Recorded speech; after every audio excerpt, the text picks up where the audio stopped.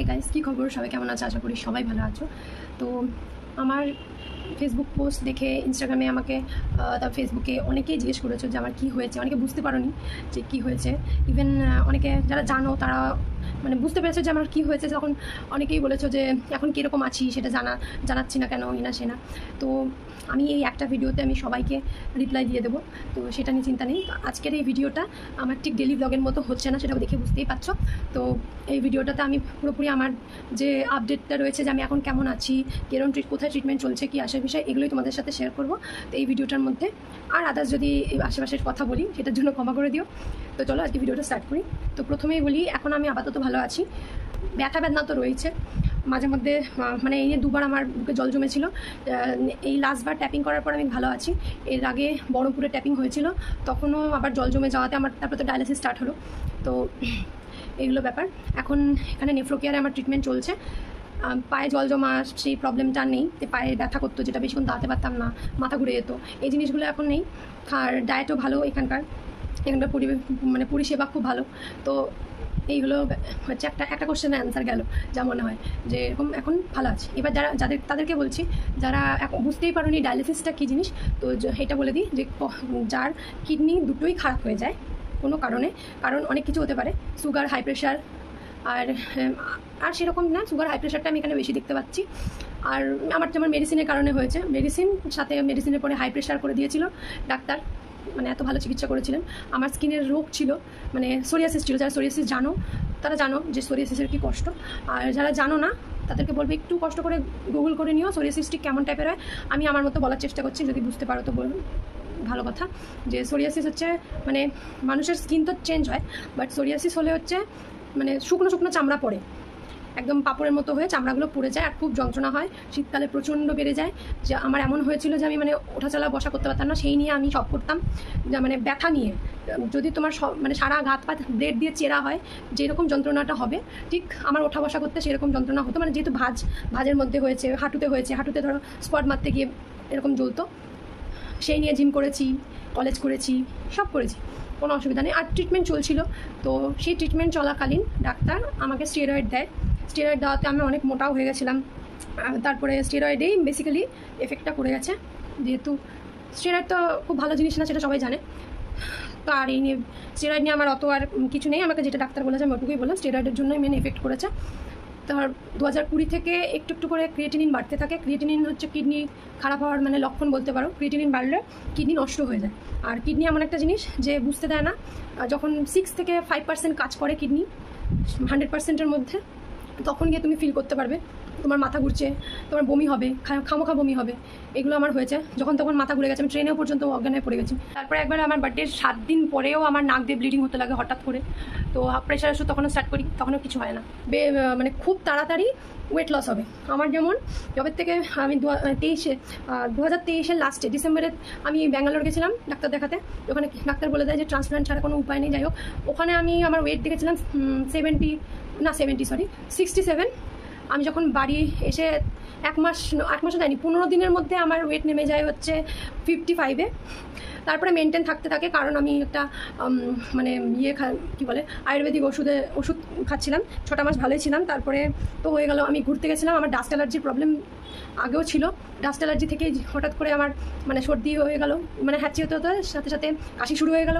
কাশি শুরু হয়ে যাওয়ার পর এবার যেহেতু আমার আয়ুর্বেদিক ওষুধ চলছে, তো আমি অ্যালোপ্যাথি একদম বন্ধ করে দিয়েছিলাম, খেতাম না, জ্বর আসলেও খেতাম না এরকম। তো আমার ওষুধ না খেয়ে আমি 25টা দিন শুধু বসে বসে ঘুমিয়েছি, কাশির জন্য ঘুমাতে পারিনি। এটা আমার ভুল হয়েছে বসে থাকা বাড়িতে। তো হিমোগ্লোবিন একদম নেমে যায়। তারপরে তো মনমোহিনীতে ভর্তি হয়, ওখানে ব্লাড নিই 3 ব্যাগ। ওইটা করার পর ওখানে ট্যাপিং হয় ফার্স্ট টাইম। তারপরে সুস্থই ছিলাম।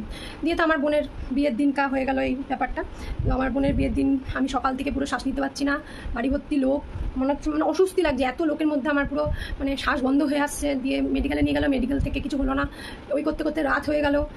তারপরে প্রথমে আমি হসপিটালের নাম নেবো না, প্রথমে এক হসপিটালে নিয়ে যাওয়া মানে নার্সিংহোমে নিয়ে যাওয়া হলো। তারা বললো যে এই পেশেন্ট টিকবে না, তো একে আমরা নেবো না, এর অবস্থা খুব খারাপ। তখন ক্রিয়েটিনিন 16 হয়ে গেছিলো।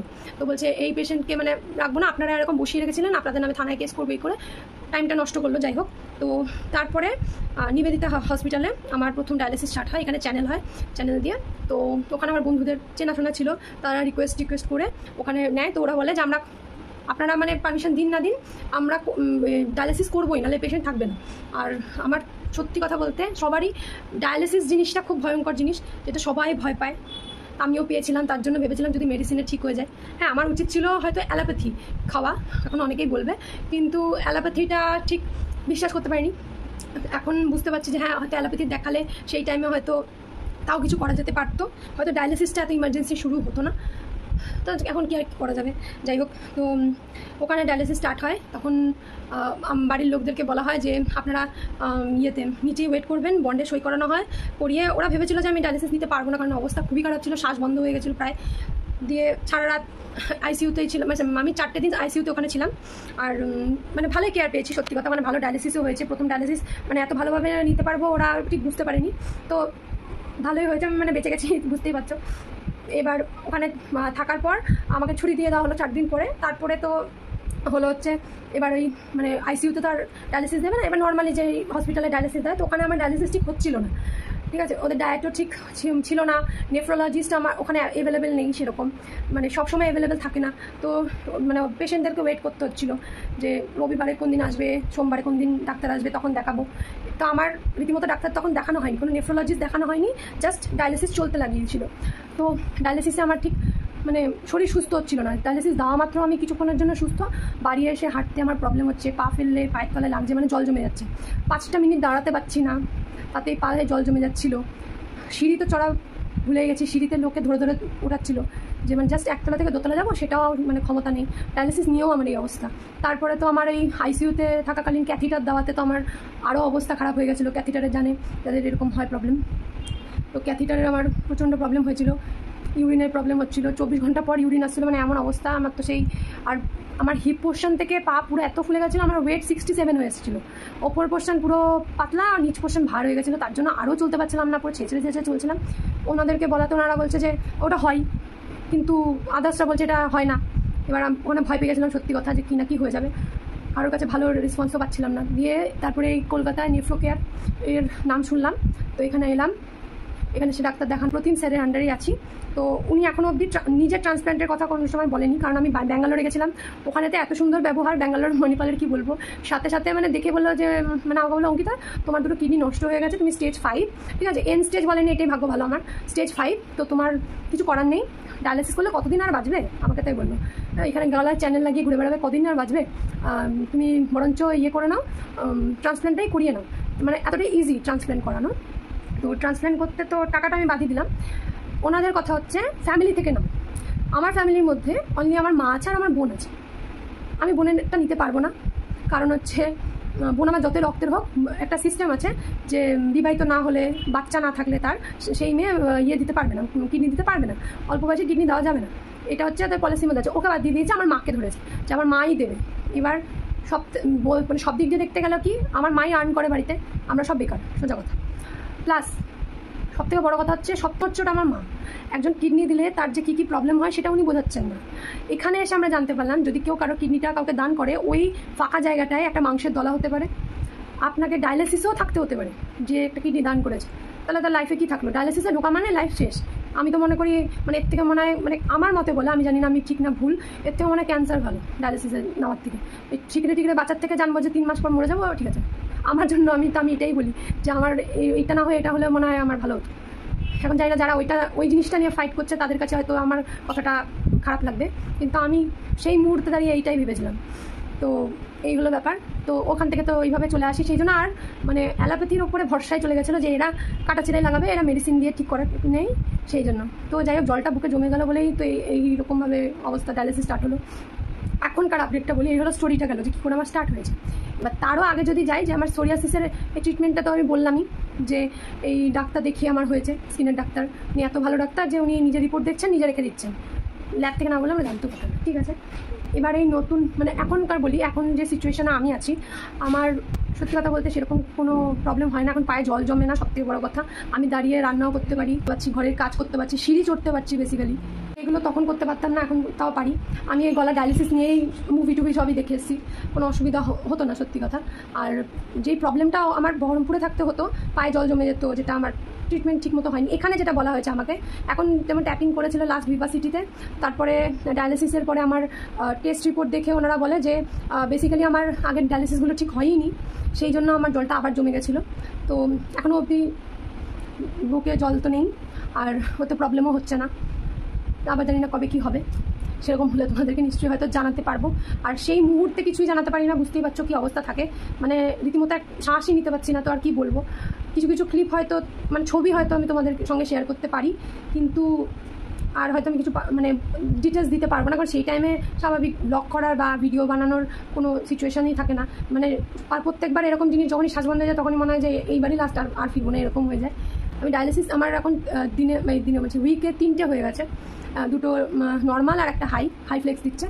তো তাতে আর তারপরে বাকি ইঞ্জেকশন তো রয়েছে, ভিটামিনের, তারপরে আয়রনের ইঞ্জেকশন, এগুলো তো রয়েছে, হিমোগ্লোবিন এগুলো রয়েছে। হাতের অপারেশনটা হয়েছিল আমার এই গেল মাসের 3 তারিখে স্পন্দনে। ওটা যেহেতু যারা নেফ্রোলজিস্ট তারা করেন না, তো এটা যে কোনো হয় কসমেটিক সার্জন করতে পারে, না তো হচ্ছে যারা হার্ট সার্জারি করে সেই ডাক্তার করতে পারে। তো আমি একজন হার্ট সার্জনকে দিয়ে এই হাতের বেসিক্যালি একটা স্টেশন বানাতে হয়, যেখানে হচ্ছে হাতের মধ্যে ভেন আর নার্ভ, মানে হ্যাঁ ভেনটাকে জাস্ট বড় করার জন্য জায়গাটা বড় করে, নার্ভের তো সরু সরু নার্ভ থাকে, তো ওই জায়গাটা এমন তৈরি করে যাতে এরা মোটা মোটা নিডল দুটো ঢুকতে পারে। তো এই জন্য এখানে অপারেশন করে উনি ঠিক করে দেন, ভালোই অপারেশন করেছে। আপাতত ওই ভেনটা তো ভালোই চলছে, কিন্তু এরকম অনেককে দেখেছি সামনে আমাদের এখানেই মানে ডায়ালিসিস নিচ্ছে, যাদের হাতের 2 হাতেরই মানে ফিস্টুলা বন্ধ হয়ে গেছে, লাস্টে ওনারা টেম্পোরারি ক্যাথিটার দিয়েই চলছে। তো লাস্ট অব্দি মনে হচ্ছে ওই ট্রান্সপ্ল্যান্টটাই কপালে রয়েছে আর কি, যেটা মানে ভেবে এত মানে আশ্চর্য লাগে যে ছোটোবেলায় একটা ইঞ্জেকশন নিতে ভয় পেতাম, মানে কোনো সময় হাত কেটে গেলে লুকিয়ে রাখতাম যাতে মা ইঞ্জেকশন দেওয়াতে না নিয়ে যায়, আর তার এই অবস্থা।